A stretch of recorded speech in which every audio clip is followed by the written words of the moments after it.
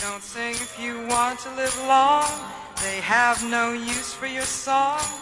You're dead, you're dead, you're dead, you're dead and out of this world. You'll never get a second chance. Plan all your moves in advance. Stay dead, stay dead, stay dead, stay dead and out of this world. Run fast, don't stand in the sun. There's too much work to be done. You're down, you're down, you're down, you're down and out of this world.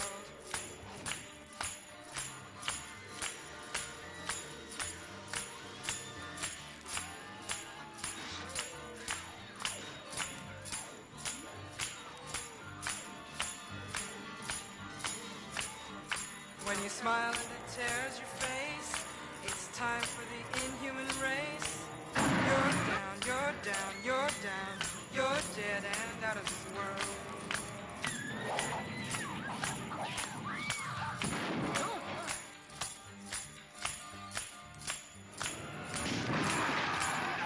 Swallow your soul! Evil Dead 2, Dead by Dawn.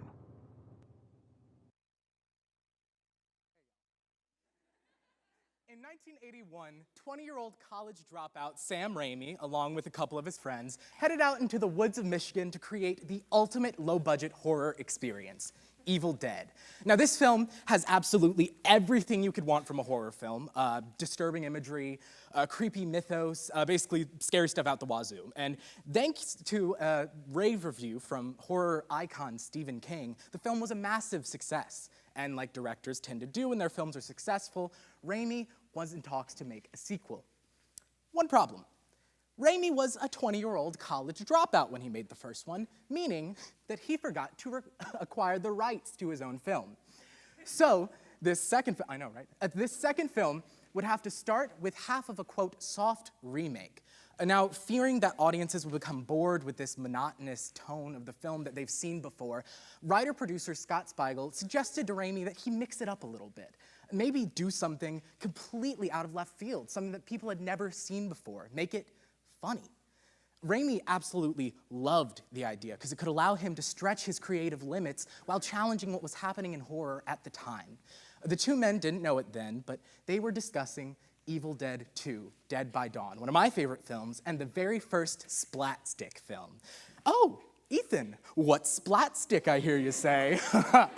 Shut up, I'm getting there. So, Splatstick, as you can probably infer from the name, is a mixture of splatter horror and slapstick comedy. Now, to truly understand Splatstick, I find it best to divide and conquer. Let's start with splatter. Can anybody name me a splatter film? Anyone? Seriously, anyone? Starving, kind of anyone. Splatter. Saw. Thank you, Savannah. Everyone, give her a hand. Macy, give her a hand. Savannah, yeah. Thank you.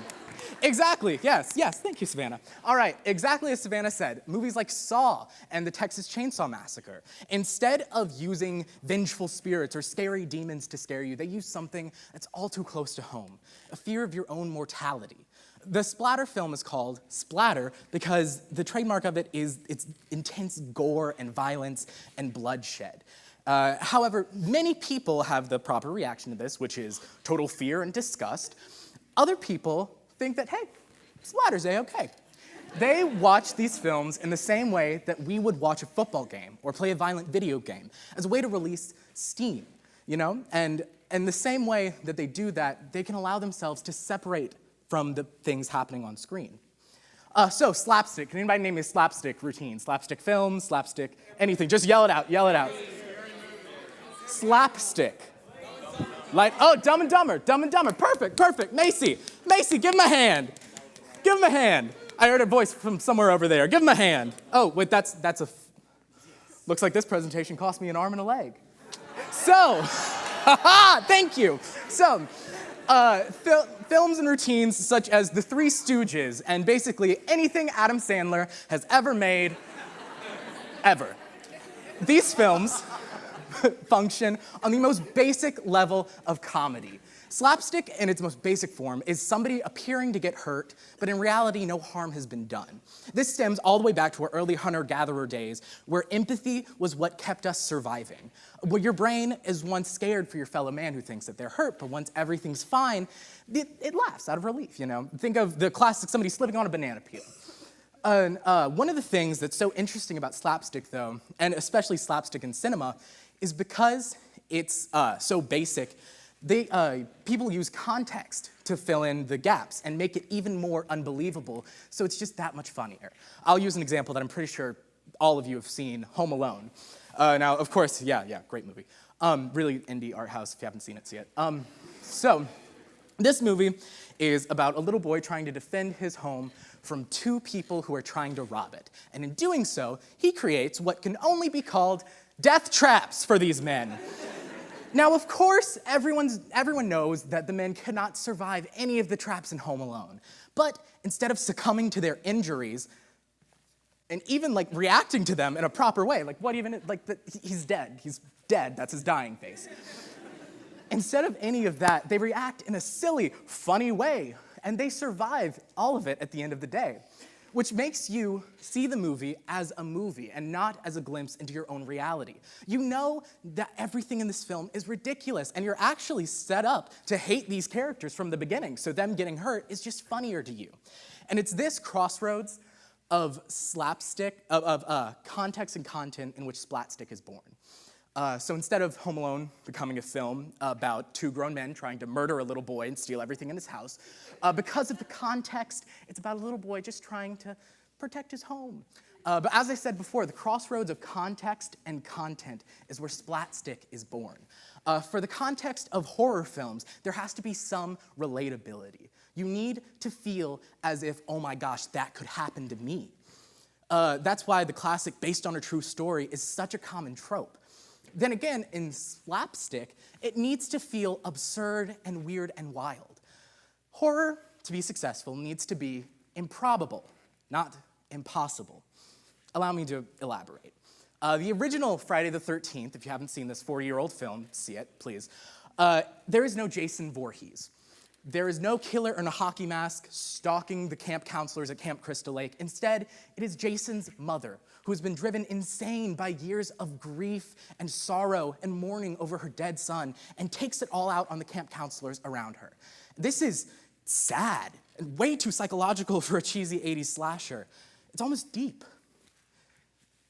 Now let's look at Friday the 13th, Part 8, Jason Takes Manhattan, in which Jason Voorhees has been resurrected 3 times and is stalking the streets of New York looking for a girl who may or may not be her cousin. I don't know, she keeps having premonitions of it. Yeah, so this film is ridiculous and definitely not as scary as the original one. As you can see, relatability brings so much realism to horror. Impossibility is just insane. Impossibility is Splatstick. It's back, baby. So, Splatstick in its most basic form is splatter in the context of slapstick. Basically, what I mean by that is, well, I'll let you see.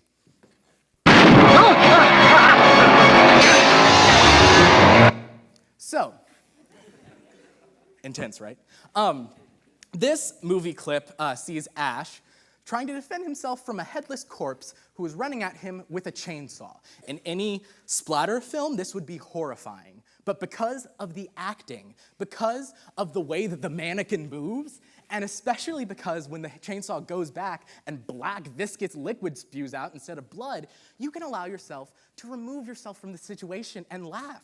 It's a ridiculous scene, and you know this.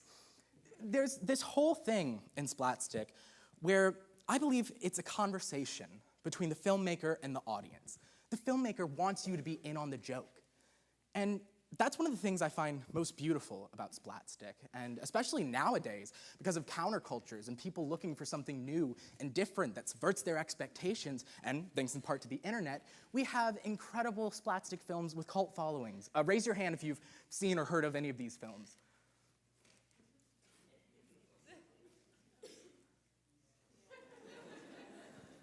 All right, get ready. right? Right?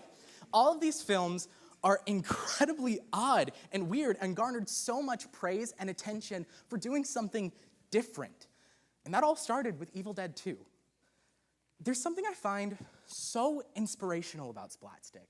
Not only is it a genre created of two genres that should have never even met in the first place, but it has managed to survive for so long and taken on such a creative tone. Sam Raimi didn't know that Evil Dead 2 would be as big of a success as it was. He was taking a risk and doing something different, and that paid off. Sam Raimi should have made a remake of the first film. Quite honestly, it would have been less time, would have been less expensive, and it would have made him more money. But he didn't. His creative integrity caused him to do something different. So I have a challenge for all of you. I want you to go out today and find what you're passionate about. Not even if somebody judges you for it. It doesn't even have to be film. Heck, it could be in the E-Star lab. You find something that you're passionate about. Just find something and hold on to it no matter what anyone says. Find your Splatstick.